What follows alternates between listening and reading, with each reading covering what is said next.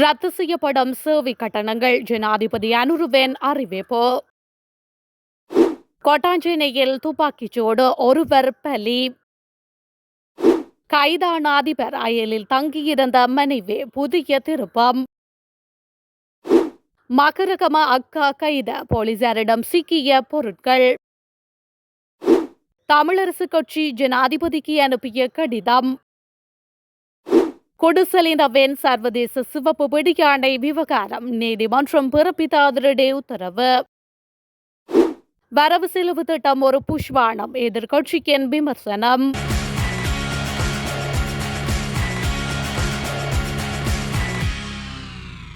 கொழும்பு கொட்டாஞ்சேனை பகுதியில் இன்று நடந்த துப்பாக்கி சூட்டு சம்பவத்தில் ஒருவர் உயிரிழந்துள்ளார். குறித்த நபர் வைத்தியசாலைக்கு கொண்டு செல்லப்பட்ட நிலையில் உயிரிழந்திருப்பதாக போலீசார் தெரிவித்துள்ளனர். குறித்த நபரை சொகுசு காரில் வந்த ஒரு குழுவினர் துரத்தி சென்று துப்பாக்கி சூடு நடாத்தியுள்ளதாக போலீசார் தெரிவித்துள்ளனர்.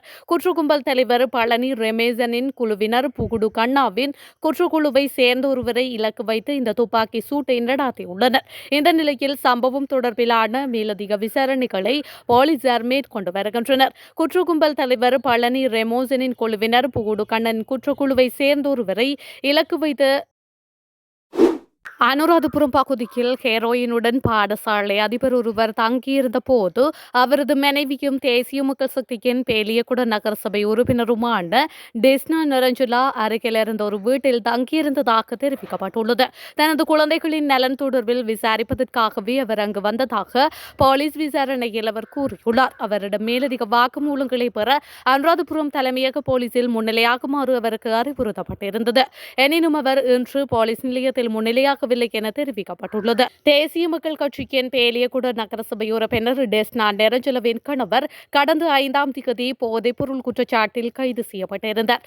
மேலும் அவர்களது மகன் கடந்த மாதம் 29ஆம் தேதி போதைப்பொருள் குற்றச்சாட்டில் கைது செய்யப்பட்டிருந்தமையும் குறிப்பிடத்தக்கது. வெளிநாட்டில் வசிக்கும் சக்தி வாய்ந்த போதைப்பொருள் கடத்தல்காரரான குடுசலிந்து என்ற சலிந்து மல்ஷிதா தாக்கல் செய்த ரிட் மனு மீண்டும் ஜனவரி 30ஆம் தேதி அழைக்குமாறு மேன்முறையீட்டு நீதிமன்றம் உத்தரவிட்டுள்ளது.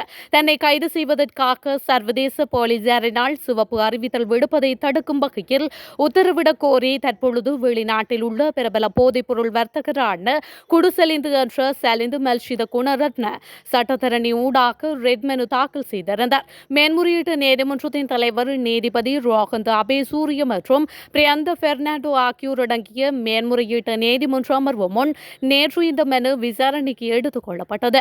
சட்டமாதிபர் சார்பில் முன்னிலையான சொலிசிட்டர் ஜெனரல் ஜெனில் குலரத்ன மனுவின் பராமரிப்பு குறித்து பூர்வாங்க ஆட்சேபனைகளை எழுப்ப எதிர்பார்ப்பதாக கூறியுள்ளார். இதனையடுத்து மனுதாரரின் சார்பில் முன்னிலையான வழக்கறிஞர் மனுவின் உண்மைகளை உறுதிப்படுத்த திகதியை கோரியுள்ளார். அதன்படி மனுவை ஜனவரி 30ஆம் தேதி விசாரணைக்கு எடுத்துக்கொள்ள உத்தரவிடப்பட்டுள்ளது. தற்பொழுது வெளிநாட்டில் இருக்கும் குடுசலிந்து தனது வழக்கறிஞர் மூலம் இந்த மனுவை மேல்முறையீட்டு நீதிமன்றத்தில் சமர்ப்பித்துள்ளமையும் குறிப்பிடத்தக்கது.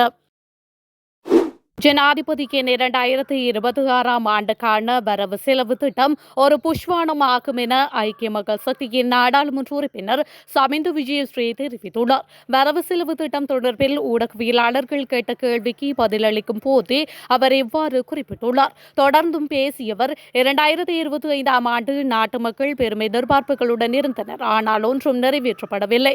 அதேபோலவே 2026ஆம் ஆண்டையும் பொய்யாளும் புரட்டாளும் ஏமாற்றுத்தாளும் கொண்டு செல்வார்கள். இந்த வரவு செலவு திட்டத்தில் மக்கள் வாழ்வாதாரத்திற்கு நிவாரணம் கிடைக்கும் என நாங்கள் நம்ப மாட்டோம். இதனால் ஒன்றும் ஆகப்போவதில்லை என அவர் மேலும் தெரிவித்துள்ளார்.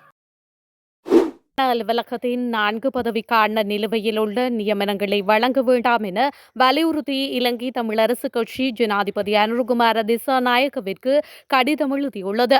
இலங்கை தமிழரசு கட்சியின் தலைவர் CVK சிவஞானம், பொதுச் செயலாளர் MA சுமந்திரன் ஆகியோர் ஒப்பமிட்டு அனுப்பியுள்ள அந்த கடிதத்தில் மேலும் குறிப்பிடப்பட்டுள்ளதாவது: இந்த அலுவலகம் உத்தியோகமாக வடக்கு மற்றும் கிழக்கு பகுதி உள்நாட்டு போர் முடிந்த பின்னர் இலங்கையில் நல்லிணக்கத்தை மேம்படுத்தும் ஒரு பொறிமுறை என பொதுவாக கூறப்படுகிறது. பெரும்பாலும் நாட்டின் பாதுகாப்பு படைகள் மேற்கொண்ட மீறல்களுக்கு ஈடு செய்யும் வகையில் இழப்பீடுகள் வழங்க பொறுப்புக்கூறல் பொறிமுறையையும் அல்லது நல்லிணக்கத்தையும் நிராகரித்து வருகின்றனர். ஏனெனில் இந்த நிறுவனங்களின் நியாயமான செயற்பாட்டிலோ சுயாதீனத்தன்மையிலோ அவர்களுக்கு நம்பிக்கை இல்லை. இந்த சூழ்நிலையில் தான் மேலே குறிப்பிடப்பட்ட அலுவலகத்தை சார்ந்த மிகவும் கரிசனைக்குரிய ஒரு பிரச்சினையை சுட்டிக்காட்ட இந்த கடிதம் எழுதப்படுகின்றது என்று அதில் மேலும் குறிப்பிடப்பட்டுள்ளது. அரசு நிறுவனங்களில் மின்னணு கட்டணங்களுக்காக அறவிடப்படும் அனைத்து சேவை கட்டணங்களும் ஜனவரி 1, 2026 முதல் ரத்து செய்யப்படும் என அரசாங்கம் அறிவித்துள்ளது. வரவு செலவு திட்ட உரையின் போது ஜனாதிபதி அனுரகுமார திசாநாயக்க இந்த அறிவிப்பை விடுத்துள்ளார். இந்த புதிய திட்டம் குடிமக்களுக்கு டிஜிட்டல் பரிவர்த்தனைக்கு மிகவும் அணுகக்கூடியதாகவும் செலவு குறைந்ததாகவும் மாற்ற வடிவமைக்கப்பட்டுள்ளது.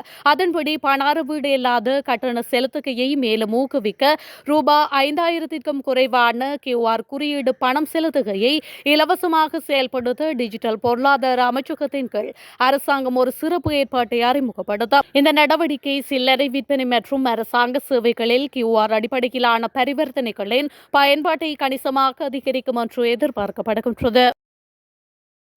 நுவரெலியா, வேலிமடை, பண்டாரவளை மற்றும் கெப்பட்டிப்புல் ஆகிய பகுதிகளில் போதைப்பொருள் விற்பனையில் ஈடுபட்ட மக்கரகம அக்கா என்ற பெண் கைது செய்யப்பட்டுள்ளார். 50 வயதுடைய குறித்த பெண் ஏசி கேஸ் முறை மூலம் போதைப்பொருள் விற்பனையில் ஈடுபட்டு வந்ததாக போலீசார் தெரிவித்துள்ளனர். அவர் தங்கியிருந்த வீட்டில் 32 கிராம் ஹெரோயின் கண்டுபிடிக்கப்பட்டுள்ளது. மேலும் அவர் போதைப்பொருள் விற்பனை செய்து சம்பாதித்ததாக கருதப்படும் 1,41,000 ரூபாய் பணமும் கண்டுபிடிக்கப்பட்டுள்ளது. இந்த நிலையில் போலீசார் மேலதிக விசாரணைகளை மேற்கொண்டு வருகின்றமையும் குறிப்பிடத்தக்கது. நாட்டின் பல பகுதிகளில் பெரும்பாலும் மழையற்ற வானிலை நிலவக்கூடும் என வளிமண்டலவியல் திணைக்களம் எதிர்வு கூறியுள்ளது. வளிமண்டலவியல் திணைக்களம் இன்று வெளியிட்டுள்ள அறிக்கையில் இதனை தெரிவித்துள்ளது. நாட்டின் பெரும்பாலான பிரதேசங்களில் பிற்பகல் 1 மணிக்கு பின்னர் மழையோ அல்லது இடியுடன் கூடிய மழையோ பெய்யக்கூடிய சாத்தியம் காணப்படுவதாக வளிமண்டலவியல் திணைக்களம் எதிர்வு கூறியுள்ளது. ஓவா, தென், சப்ரகமுவ மற்றும் மத்திய மாகாணங்களில் சில இடங்களில் 75 மில்லிமீட்டருக்கும் அதிகமான ஓரளவு பலத்த மழை வீழ்ச்சி எதிர்பார்க்கப்படுகின்றது. மேல் சப்ரகமுவ, மத்திய, வடமேல் மற்றும் தென் மாகாணங்களிலும் அம்பாறை மாவட்டத்திலும் காலை வேளையிலும் மழை பெய்யும் என எதிர்பார்க்கப்படுகின்றது. இடியுடன் கூடிய மழை பெய்யும் போது தற்காலிகமாக அதிகரித்து வீசக்கூடிய பலத்த காற்று மற்றும் மின்னல் தாக்கங்களினால் ஏற்படக்கூடிய பாதிப்புகளை குறைக்க போதுமான முன்னெச்சரிக்கை நடவடிக்கைகளை எடுக்குமாறு பொதுமக்கள் கேட்டுக் கொள்ளப்படுகின்றனர். அலுவலகத்தின் 4 பதவிக்கான நிலுவையில் உள்ள நியமனங்களை வழங்க வேண்டாம் என வலியுறுத்தி இலங்கை தமிழரசு கட்சி ஜனாதிபதி அனுரகுமார திசாநாயக்கவிற்கு கடிதம் எழுதியுள்ளது. இலங்கை தமிழரசு கட்சியின் தலைவர் CVK சிவஞானம், பொதுச் செயலாளர் MA சுமந்திரன் ஆகியோர் ஒப்பமிட்டு அனுப்பியுள்ள அந்த கடிதத்தில் மேலும் குறிப்பிடப்பட்டுள்ளதாவது: இந்த அலுவலகம் உத்தியோகமாக வடக்கு மற்றும் கிழக்கு பகுதி உள்நாட்டு போர் முடிந்த பின்னர் இலங்கையில் நல்லிணக்கத்தை மேம்படுத்தும் ஒரு பொறிமுறை என பொதுவாக கூறப்படுகிறது. பெரும்பாலும் நாட்டின் பாதுகாப்பு படைகள் மேற்கொண்ட மீறல்களுக்கு ஈடு செய்யும் வகையில் இழப்பீடுகள் வழங்கப்படுவதாக கூறப்படுகின்றது.